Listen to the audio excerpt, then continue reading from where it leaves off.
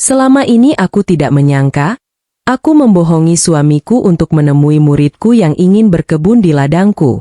Inilah aku selalu menganggap keheningan sebagai teman. Di rumah, hening adalah jeda canggung antara aku dan suamiku, Mas Banyu. Di sekolah, hening adalah saat aku berhasil menguasai 32 pasang mata di kelasku. Namun, keheningan yang paling pekat adalah yang ada di dalam diriku. Sebuah ruang hampa yang tak terisi oleh pernikahan yang datar maupun pengabdianku sebagai guru sastra selama 15 tahun. Hidupku adalah sebuah buku yang halamannya sudah lama tidak kubalik. Lalu Adrian masuk ke dalam duniaku, bukan dengan suara, tapi justru dengan keheningannya sendiri. Dia duduk di baris ketiga, murid pendiam yang seolah membawa dunianya sendiri. Saat murid lain menatapku, mereka melihat seorang guru. Saat Adrian menatapku, aku merasa dia melihat retakan-retakan kecil di topeng yang kupakai. Tatapannya tidak menghakimi, melainkan penuh rasa ingin tahu, seolah dia sedang membaca sebuah puisi yang rumit dan berusaha memahami setiap maknanya. Interaksi pertama kami yang sesungguhnya terjadi di ruang guru yang sepi. Dia menyerahkan tugas esainya tentang Hairil Anwar.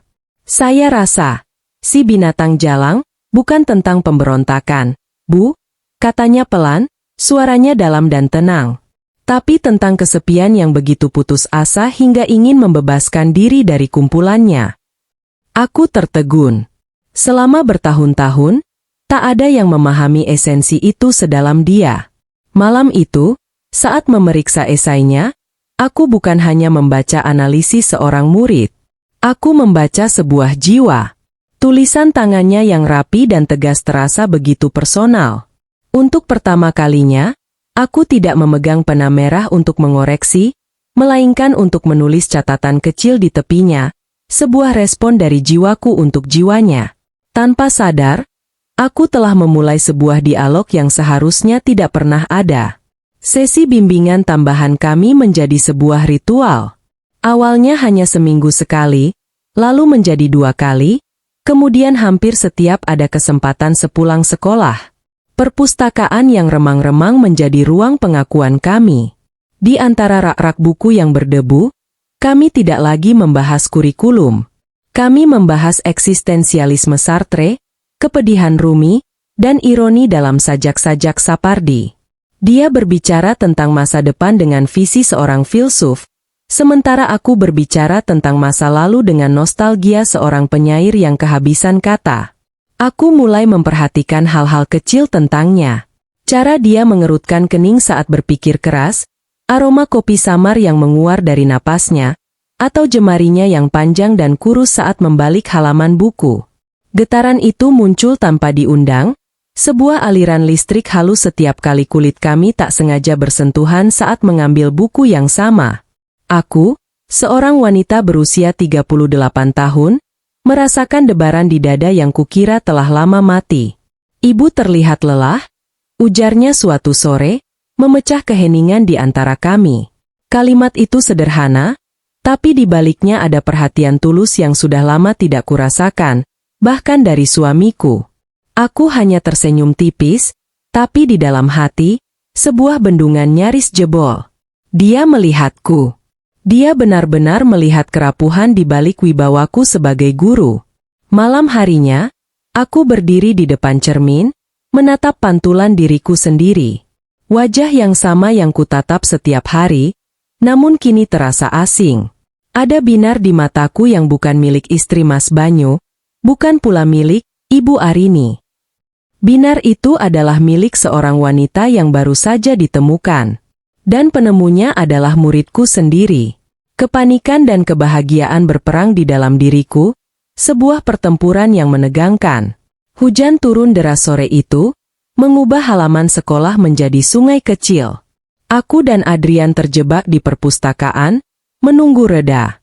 Suara gemuruh di luar seolah menjadi musik latar bagi ketegangan yang memenuhi ruangan. Hanya kami berdua, dikelilingi oleh ribuan cerita yang membisu di dalam buku, sementara cerita kami sendiri mulai ditulis tanpa kata-kata. Dia berdiri di dekat jendela, menatap rintik hujan yang membasahi kaca. Aku memperhatikannya dari mejaku. Siluet tubuhnya yang tegap dengan bahu yang lebar tampak begitu kontras dengan statusnya sebagai murid.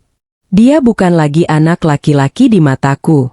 Dia adalah sebuah misteri, sebuah godaan yang dibungkus dalam seragam putih abu-abu. Hujan selalu membuat saya merasa melankolis, bisiknya, lebih kepada jendela daripada kepadaku. Aku bangkit dan berdiri di sampingnya, menjaga jarak aman beberapa senti. Bagi saya, hujan adalah penghapus, jawabku. Menghapus jejak kaki, menyamarkan suara, memberi kesempatan untuk memulai sesuatu yang baru. Dia menoleh, menatapku lekat. Atau untuk menyembunyikan sesuatu? Tanyanya. Tatapan kami terkunci. Jarak beberapa senti itu terasa seperti medan magnet yang menarik kami berdua. Aku bisa merasakan hangat napasnya, melihat pantulan diriku di matanya yang gelap. Aku tahu, satu langkah kecil akan membawa kami melintasi garis batas yang tak terlihat itu. Jantungku berdebar begitu kencang, sebuah genderang perang antara logika dan hasrat. Inilah momen itu, momen di mana aku harus memilih untuk mundur atau membiarkan diriku tersapu badai. Aku memilih untuk tidak mundur. Aku hanya diam, membiarkan momen itu menggantung di udara yang terasa berat oleh aroma tanah basah. Adrian mengulurkan tangannya, bukan untuk menyentuhku, melainkan untuk menyentuh butiran embun di kaca jendela. Namun, jemarinya begitu dekat dengan lenganku, hingga aku bisa merasakan kehangatan yang terpancar dari kulitnya. Sebuah kehangatan yang menjalar, membakar kewarasanku. Bu Arini, panggilnya, suaranya serak. Pernahkah ibu merasa ingin lari dari segalanya? Pertanyaan itu adalah sebuah belati yang menusuk tepat di jantung pertahananku. Aku tidak menjawab dengan kata-kata. Aku hanya mengangguk pelan, mataku tak pernah lepas dari matanya. Dia mengerti. Dia selalu mengerti. Lalu tangannya bergerak. Sangat pelan, seolah memberiku waktu untuk menghindar. Jemarinya menyentuh punggung tanganku yang kugunakan untuk bertumpu pada kusen jendela. Itu bukan sentuhan biasa. Itu adalah sebuah pertanyaan, sebuah izin, sebuah pengakuan. Listrik statis menyengat kulitku, mengirimkan gelombang kejut ke seluruh tubuhku. Aku tidak menarik tanganku. Sebaliknya, aku membiarkannya di sana, pasrah pada sensasi terlarang itu. Di tengah gemuruh hujan, di perpustakaan yang sepi, sebuah perjanjian tanpa suara telah dibuat. Sentuhan itu berlangsung hanya beberapa detik, tapi dampaknya terasa abadi. Ketika dia akhirnya menarik tangannya, jejak hangatnya tetap tertinggal di kulitku, membekas hingga ke dalam jiwa. Kami telah melintasi garis itu. Tidak ada jalan untuk kembali. Hari-hari berikutnya terasa seperti berjalan di atas tali. Setiap interaksi kami di depan umum menjadi sebuah pertunjukan sandiwara. Aku harus bersikap normal, memanggilnya, Adrian, dengan nada formal. Sementara di dalam hati aku meneriakkan namanya. Di kelas, aku akan sengaja menghindari tatapannya, takut jika murid lain atau bahkan sesama guru bisa melihat rahasia yang terpancar dari mataku. Puncaknya adalah saat acara pentas seni sekolah. Aku melihatnya tertawa bersama seorang gadis dari kelas lain, teman sebayanya yang cantik dan populer. Mereka terlihat begitu serasi, begitu normal. Sebuah perasaan aneh menusukku. Perasaan itu panas, tajam, dan asam. Butuh beberapa saat bagiku untuk mengenalinya. Cemburu. Bagaimana mungkin aku, gurunya, istrinya orang, merasakan cemburu pada seorang murid? Aku segera membuang muka, berjalan ke ruang guru dengan langkah tergesa. Jantungku bergemuruh, bukan karena gairah, tapi karena amarah yang tak punya hak. Aku membenci diriku sendiri karena merasakan ini, membenci dia karena memicunya, dan membenci gadis itu karena berada di posisi yang seharusnya. Aku menuang air putih dengan tangan gemetar, mencoba menenangkan badai di dalam diriku. Malam itu, sebuah pesan masuk ke ponselku. Dari nomor tak dikenal. Ibu baik-baik saja? Ibu terlihat pucat tadi. Aku tahu itu darinya. 3 kalimat sederhana itu cukup untuk meluluhkan seluruh amarahku, menggantinya dengan kerinduan yang menyakitkan. Dia memperhatikanku, bahkan di tengah keramaian. Dia masih memilihku. Perasaan bersalah dan bahagia bercampur aduk, membuatku semakin terjerat dalam pesonanya. Beberapa hari kemudian, Adrian mengikuti lomba baca puisi antar kelas. Aku adalah salah satu jurinya. Saat gilirannya tiba, dia naik ke atas panggung, dan sebelum mulai, matanya mencari mataku di antara kerumunan. Ketika tatapan kami bertemu, dia tersenyum tipis. Lalu dia mulai membaca puisi, bukan dengan suara lantang, tapi dengan penghayatan yang dalam. Puisi itu tentang kerinduan, tentang cinta yang tak tersampaikan. Dan aku tahu, setiap kata itu ditujukan untukku. Seluruh aula bertepuk tangan meriah saat dia selesai. Para juri lain memberinya nilai tertinggi. Tapi aku hanya bisa duduk membeku, mencoba mengatur napas. Dia telah menelanjangi perasaanku di depan semua orang, tanpa ada seorang pun yang menyadarinya selain aku. Itu adalah pernyataan cinta paling berani dan paling berbahaya yang pernah kuterima. Setelah acara selesai, aku menemuinya di belakang panggung yang sepi. "Kamu hebat." Hanya itu yang bisa kuucapkan, suaraku bergetar. Dia tidak menjawab. Dia hanya menatapku, tatapannya menyiratkan kelegaan dan sedikit ketakutan. Tanpa pikir panjang, didorong oleh emosi yang meluap, aku melangkah maju dan memeluknya. Pelukan itu canggung pada awalnya, kaku. Tapi kemudian lengannya melingkar di punggungku, menarikku erat. Aku bisa merasakan detak jantungnya yang cepat, selaras dengan detak jantungku. Aku menenggelamkan wajahku di dadanya yang bidang, menghirup aromanya yang menenangkan. Untuk sesaat, aku lupa siapa diriku. Aku lupa di mana kami berada. Di dalam pelukannya, hanya ada rasa aman dan perasaan, pulang, yang aneh. Pelukan itu adalah penyerahan diri. Kami melepaskan pelukan itu dengan enggan saat mendengar langkah kaki mendekat. Sejak saat itu, ketegangan di antara kami menjadi hampir tak tertahankan. Kami saling menghindar, tapi magnet itu terus menarik kami kembali. Puncaknya terjadi saat aku memintanya membantu membawa tumpukan buku ke mobilku setelah sekolah usai. Ini adalah sebuah alasan, dan kami berdua tahu itu. Di parkiran yang lengang, di bawah cahaya senja yang kemerahan, kami berdiri di samping mobilku. Buku-buku sudah berada di kursi belakang. Tak ada lagi alasan untuk kami tetap di sana. Namun tak ada satupun dari kami yang bergerak untuk pergi. Keheningan terasa begitu pekat, syarat dengan semua kata yang tak terucapkan. Saya tidak bisa berhenti memikirkan ibu. Akhirnya dia berbisik, memecah keheningan. Pengakuannya membuat lututku lemas. "Adrian, ini salah?" Jawabku, lebih untuk meyakinkan diriku sendiri daripada dirinya. "Apakah terasa salah?"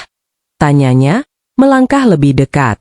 Kini hanya ada jarak beberapa inci di antara kami. Aku bisa melihat kilat gairah di matanya yang gelap, sebuah cerminan dari api yang membakar di dalam diriku. Dan kemudian dia mencondongkan tubuhnya. Bibirnya menyentuh bibirku. Awalnya hanya sebuah kecupan ringan, ragu-ragu. Tapi kemudian aku membalasnya. Aku membuka mulutku, menyambutnya. Ciuman itu menjadi dalam dan penuh gairah, sebuah ledakan dari semua perasaan yang telah kami pendam. Itu adalah rasa dari buah terlarang, manis, memabukkan, dan penuh dengan konsekuensi. Saat kami melepaskan diri, napas kami sama-sama tersengal. Kami telah melakukannya. Dosa pertama terasa begitu nikmat. Setelah ciuman itu, duniaku terbagi menjadi dua. Dunia sebelum dan sesudah Adrian. Dunia yang baru ini penuh warna, penuh euforia. Setiap pagi aku bangun dengan senyum, memilih pakaian dengan lebih teliti, merias wajah dengan lebih bersemangat. Mas Banyu bahkan sempat berkomentar, "Kamu terlihat lebih bahagia akhir-akhir ini." Sebuah komentar polos yang terasa seperti tuduhan tajam. Di sekolah, kami mencuri-curi pandang, bertukar senyum rahasia. Sebuah pesan singkat darinya bisa membuat hariku cerah. Kami bertemu di tempat-tempat yang sepi, di sudut perpustakaan atau di laboratorium yang tak terpakai. Setiap pertemuan adalah petualangan kecil, penuh dengan risiko dan adrenalin. Pelukan singkat dan ciuman yang tergesa-gesa menjadi bahan bakar kami. Aku merasa seperti remaja lagi, menjalani cinta pertama yang mendebarkan. Namun, di balik euforia itu, paranoia mulai merayap. Aku menjadi waspada terhadap setiap tatapan dari kolega atau murid lain. Apakah mereka curiga? Apakah cara bicaraku berubah? Suara dering telepon membuatku terlonjak. Aku menghapus semua pesan darinya setiap malam, membersihkan jejak digital kami seperti seorang kriminal. Rasa bersalah menggerogotiku di malam hari. Aku akan menatap wajah suamiku yang tertidur lelap dan merasakan gelombang kebencian pada diriku sendiri. Aku mengkhianatinya, mengkhianati sumpahku, mengkhianati profesiku. Aku hidup dalam kebohongan yang manis, sebuah surga pribadi yang dibangun di atas pondasi neraka bagi orang lain. Aku tahu ini tidak bisa bertahan lama. Sesuatu akan hancur. Bencana itu hampir terjadi pada suatu sore yang cerah. Aku dan Adrian berada di dalam mobilku, di sebuah jalan kecil yang jarang dilalui di luar kota. Kami hanya berbicara, tapi tangannya menggenggam tanganku erat di atas persneling. Kami begitu tenggelam dalam dunia kami sendiri, hingga tidak menyadari sebuah motor berhenti di samping mobil kami. Jantungku serasa berhenti berdetak saat aku melihat pengendara motor itu. Pak Tirtayasa, kepala sekolah. Dia menatap kami dengan ekspresi terkejut yang dengan cepat berubah menjadi tatapan tajam penuh selidik. Refleks, aku dan Adrian menarik tangan kami. Aku segera membuka kaca jendela, mencoba tersenyum senormal mungkin. Pak Tirta, ada perlu apa di daerah sini, Pak? Tanyaku, suaraku terdengar aneh di telingaku sendiri. Hanya jalan-jalan, Bu Arini, jawabnya. Matanya beralih dari aku ke Adrian, lalu kembali lagi padaku. Adrian, kamu tidak seharusnya berduaan dengan gurumu di tempat sepi seperti ini sepulang sekolah. Ucapannya sopan, tapi nadanya adalah sebuah peringatan yang jelas. Dia tahu. Mungkin tidak tahu segalanya, tapi dia tahu ada sesuatu yang tidak beres. Setelah Pak Tirta pergi, kami hanya bisa diam. Atmosfer di dalam mobil berubah menjadi dingin dan penuh ketakutan. Euforia kami pecah, digantikan oleh kenyataan pahit. Kami ceroboh. Kami hampir menghancurkan segalanya. Dia akan melapor, bisik Adrian, wajahnya pucat. Tidak, kataku cepat. Dia memberiku peringatan. Tapi ini tidak bisa terjadi lagi. Ini harus berakhir. Namun, bahkan saat aku mengucapkan kata-kata itu, hatiku menjerit menolaknya. Keesokan harinya di sekolah terasa seperti neraka. Aku menghindari Adrian, dan dia pun menghindariku. Kami kembali menjadi guru dan murid, dua orang asing yang dipisahkan oleh podium dan meja. Pak Tirta memanggilku ke ruangannya. Dia tidak menyinggung kejadian kemarin secara langsung. Dia hanya berbicara tentang kode etik guru, tentang pentingnya menjaga citra sekolah, tentang gosip yang bisa menghancurkan karir seseorang. Itu adalah sebuah ultimatum yang disampaikan dengan cara paling halus. Aku berjalan keluar dari ruangannya dengan kaki gemetar. Pilihannya jelas, akhiri hubungan ini atau kehilangan segalanya. Pekerjaanku, reputasiku, pernikahanku, meski hampa, itu tetaplah sebuah institusi yang menopang hidupku. Aku harus memilih antara keamanan yang membosankan dan kebahagiaan yang penuh risiko. Aku menghabiskan hari itu dalam kabut kebingungan. Setiap sudut sekolah mengingatkanku padanya. Perpustakaan, belakang panggung, bahkan parkiran. Semua tempat itu kini menjadi saksi bisu dari dosa manis kami. Aku mencoba membayangkan hidupku tanpanya, kembali ke rutinitas abu-abu seperti sebelumnya. Pikiran itu terasa lebih menakutkan daripada risiko kehilangan pekerjaanku. Sore itu, aku menemukan secari kertas yang dilipat di atas mejaku. Tulisan tangannya yang ku kenal. Temui aku di rumah pohon tua di belakang kompleks perumahan ibu. Pukul 8 malam. Hanya untuk bicara. Rumah pohon itu adalah tempat rahasiaku sejak kecil. Tempat yang bahkan Mas Banyu tidak tahu. Bagaimana dia bisa tahu? Permintaan itu adalah sebuah pertaruhan. Aku tahu aku seharusnya tidak datang. Tapi aku juga tahu, aku tidak akan bisa untuk tidak datang. Malam itu, aku berbohong pada suamiku, mengatakan ada rapat mendadak di rumah salah seorang guru. Aku menyetir dengan hati berdebar, menuju tempat kenangan masa kecilku yang akan menjadi saksi dosa masa dewasaku. Rumah pohon itu masih berdiri kokoh, tersembunyi di antara rimbunnya pohon beringin. Sebuah lentera kecil tergantung di dalamnya, memancarkan cahaya hangat yang gemetar. Aku menaiki tangga kayu yang berderit. Dia sudah di sana, duduk menunggu. Wajahnya terlihat cemas di bawah cahaya lentera. "Bagaimana kamu tahu tempat ini?" tanyaku. "Ibu pernah menuliskannya di marin buku puisi yang ibu pinjamkan padaku," jawabnya. "Tentang tempat di mana seorang gadis kecil bisa menjadi ratu di kerajaannya sendiri." Aku lupa. Tapi dia ingat. Dia selalu mengingat setiap detail kecil tentangku. "Ini harus berakhir, Adrian," kataku langsung, tidak berani menatapnya. "Pak Tirta benar. Kita tidak bisa melanjutkan ini." Dia diam untuk waktu yang lama. "Apakah ibu menginginkan ini berakhir?" tanyanya pelan. Aku mengangkat wajahku, mataku sudah basah oleh air mata. "Bukan itu masalahnya, Isakku. Ini bukan tentang apa yang kita inginkan, tapi tentang apa yang seharusnya." Dia mendekat, berlutut di hadapanku. Dia mengambil tanganku dan menggenggamnya erat. "Kalau begitu, berikan aku 1 malam," pintanya, suaranya bergetar oleh emosi. 1 malam di mana tidak ada guru dan murid. Tidak ada suami dan orang lain. Hanya ada Arini dan Adrian. Setelah itu, jika ibu masih ingin semuanya berakhir, aku akan pergi dan tidak akan pernah mengganggumu lagi. Aku janji. Permintaannya adalah racun termanis. Sebuah malam untuk ditukar dengan seluruh hidupku. Dan di bawah cahaya lentera yang redup, aku mengangguk. Dia membawaku ke sebuah villa kecil di puncak bukit yang disewanya entah bagaimana. Dari balkonnya, kami bisa melihat kelip lampu kota di kejauhan. Tak ada yang bicara.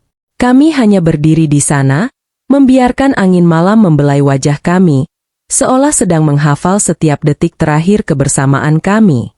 Malam ini adalah kerajaan kami, sebuah dunia kecil yang terpisah dari kenyataan. Di dalam kamar yang temaram, dia memutar sebuah lagu instrumental yang lembut.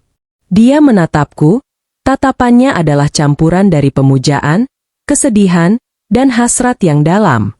Dia menangkup wajahku dengan kedua tangannya, ibu jarinya menyapu air mata yang tidak kusadari telah jatuh. "Malam ini," bisiknya, "kamu bukan milik siapa-siapa. Kamu milik dirimu sendiri. Dan aku di sini hanya untuk memujamu." Ciumannya kali ini berbeda. Tidak tergesa-gesa seperti di parkiran, tidak pula ragu-ragu. Ciuman itu dalam, lambat, dan penuh perasaan, seolah setiap sentuhan bibir adalah sebuah kata perpisahan. Kancing blusku terasa longgar di bawah sentuhan jemarinya yang gemetar, sehelai demi sehelai pertahananku luruh bersamanya. Aku tidak merasakan ketakutan atau rasa bersalah. Yang ada hanya kelegaan. Penyerahan diri total. Di atas ranjang yang diterangi cahaya bulan, kami menjadi satu. Itu bukan sekadar penyatuan dua tubuh, melainkan dua jiwa yang telah lama saling mencari. Aku tidak melihatnya sebagai murid, tapi sebagai pria yang mengenali setiap sudut tergelap dalam hatiku. Setiap sentuhannya adalah puisi, setiap bisikannya adalah lagu. Di dalam pelukannya, di puncak dunia kami yang fana, untuk pertama dan mungkin terakhir kalinya, aku merasa utuh. Aku tidak tahu apa yang akan terjadi esok hari saat fajar tiba, tapi di ujung senja ini, aku rela menukar segalanya hanya untuk malam ini.